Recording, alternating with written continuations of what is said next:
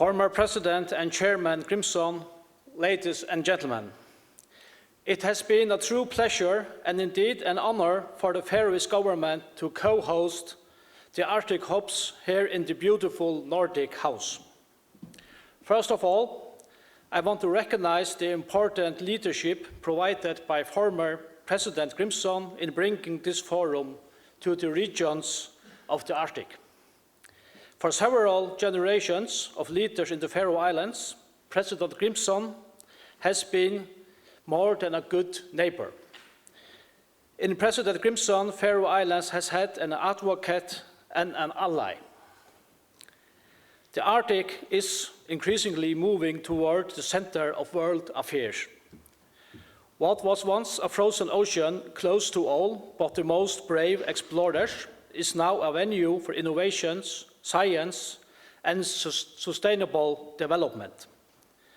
The presence of over 300 people from across the Faroe Islands, the Arctic region, and beyond underlines the importance of this event and of the issue we are discussing. For me, personally, it is not surprising that the love of the Arctic and the interest in the Arctic is so immense. It is, for us, truly wonderful to be able to provide a platform which are not possible in the more formal settings of the Arctic Council and the Arctic coastal states.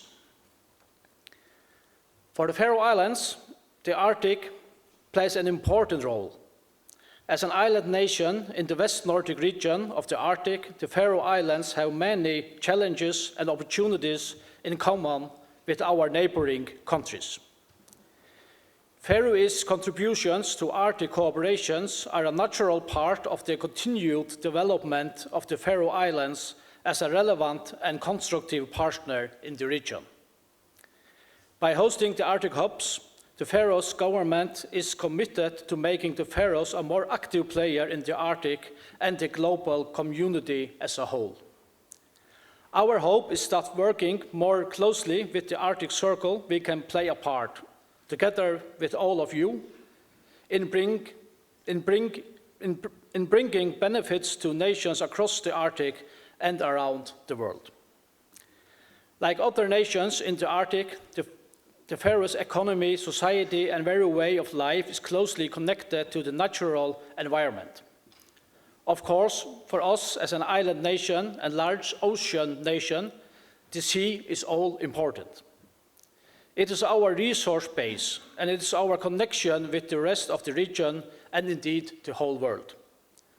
The Faroes are very dependent on fisheries and aquaculture.